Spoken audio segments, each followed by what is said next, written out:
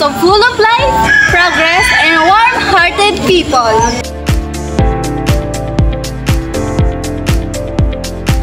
Learning experiences starts here. Our elementary school provides young minds with knowledge, skills, and a bright future.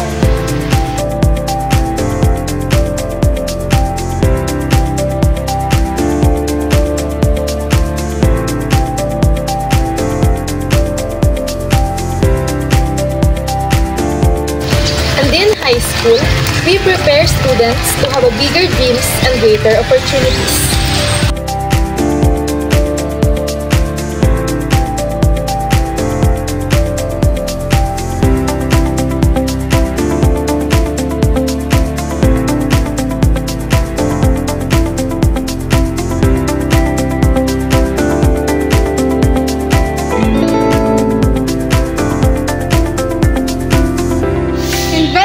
For the future, Barangay Kasay provides under construction community college that will nurture the right minds and will shape leaders for the future. From kindergarten to college, Barangay Kasay provides quality education for all.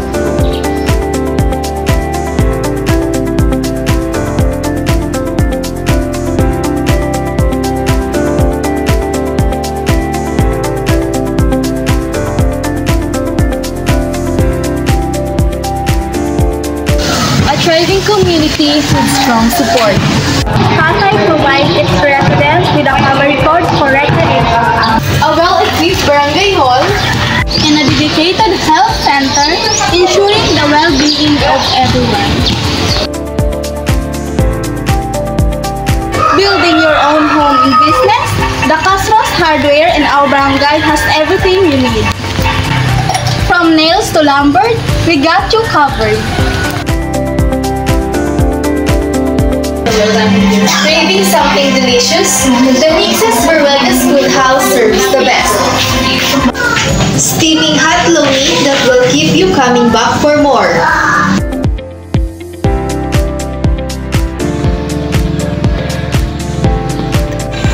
Faith unites us.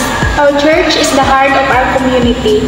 We come together to pray, celebrate, and strengthen our bonds. St. John Paul II Parish Church hosted a wonderful celebration of faith and community on October 21 and 22. The warmth of our people, the strength of our shared belief, and the joy of coming together made it a truly special event. Here in Sitio Albos, have a place where beauty unfolds and sanctuary of nature's artistry. Discover the hidden gem of our barangay, the Bakuntod. Explore breathtaking landscapes and immerse yourself in the natural beauty that surrounds us. Whether you seek adventure or tranquility, Bakuntod offers a unique escape, inviting you to connect with nature and discover the charm of our barangay.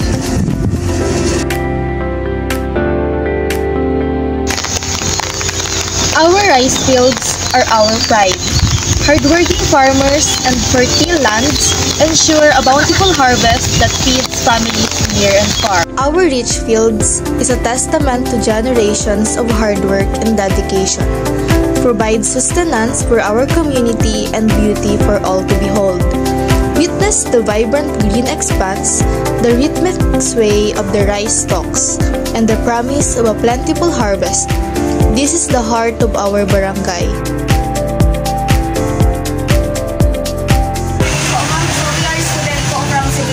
But then may activities po kami na kung saan ipopromote po yung barangay namin. So, mag-aas lang po kami kung ano po yung mga bagay na ipapamalapit po ng barangay namin. So, number 1 po is, ano po yung pinakamagandang bagay na ipapamalapit po ng barangay. Okay, good morning mga ladies, mga students. Salamat sa inyong pag-aako sa kuya. Para sa kuya, ang mga bagay na ito na sa barangay Kasay, nagkaigwa na kita rin. Bukod sa po, mga event, school, niya nagkaigwa na kita rin college. So, kung makita na, very proud kita nagkaigwa na kita taharani sa mga estudyante na ito nangharayo, nagkakaigwa sindaling oportunidad na mag-stay lang yan. Kaya kita nagpapasalamat. Pakulang yan, tapulo na nagkakaigwa rin sa Kasay sa mga produkto sa dakula ng bagay ang Kasay na nagkakaigwan sa rice primera ang Kasay, asin sa coconut farm primera ang Kasay, ang sa kupras dakulang produkto ang nailuluwas ng Kasay. And then ang mga tao hindi nagiging improvement, dakulang improvement ng tao hindi sa Kasay na araw ka ang nagiging produkto ka dahil sa nagkakaigwan yung school si mga rayo sa mga produkto at least yaw na yung sa Kasay na nagkakaigwan din marangay na pamumuhay. So, number 2 question po. Bakit po dapat bumisita yung mga tao dito sa Barangay Kasay? Ang para sa kuya sa ang Kasay kaya yun na ang pinagmulatan nila na ang Kasay every fiesta, every year may fiesta. October, February, nagkakaigwa na yung fiesta, and then kada barangay may mga pakiko-operate sila, nagkakaigwa na yung parade, saka may mga activity ang Kasay na tinataon na programa, may mga Miss Kasay, hindi may mga prize, yan ang question nila sir, and then dyan ang hukog ang mga kabataan sa pagkakaigwa ng mga activity na nagkakaigwa ng Miss Kasay. Sa kunakon lang, magulang sa iba-ibang sa bakalas ko lang, pati sa ibang barangay. Bukod yan, pag-fiesta na puro nyo nalamit yung mga kasalan, nakaupak ang mga taga-Kasay na yung pinag-titiripunan ng tao na ito magaling, lalong-lalo na yung mga paratinda na naglalabog sa tuya. Baratong maray nagamit sa araw kaya yung pinawiwilihan ng mga tao.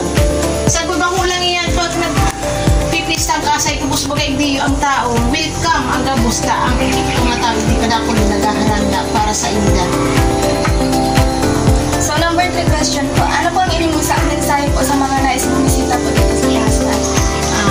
Sa gabos na na araminda na mga taga-Kasay, siyempre ang gabos na nag-igdi, so gabos na gusto pa ninda mahiling, gabos na gusto nindang ma-discover kung ano ang yaon sa Kasay. Welcome ang gabos na magbisita sinda igdi para sa katunayan na may hiling ninda ang Kasay na kung ano ang yaon sa Kasay. Nakakasaraw talaga. Oo. Lalo-lalo na pag piyesta, karbo lang tao dyan sa mga parade lang sa mga activity. May hiling nila ang programa ng Kasay. Ano ba po yung mga Sala si Nida Berwiga, Snida, Short, Committee on Health sa Barangay Kagawa? Barangay Kagawa. Thank you po. Salamat. Welcome! Welcome to Kasay Lupig Camarines Resort, a place of learning and endless opportunities. A home of delicious flavors and a land of hardworking farmers and abundant harvest. Come visit, experience, and be part of the vibrant life here in Barangay Kasay Lupig Camarines Resort.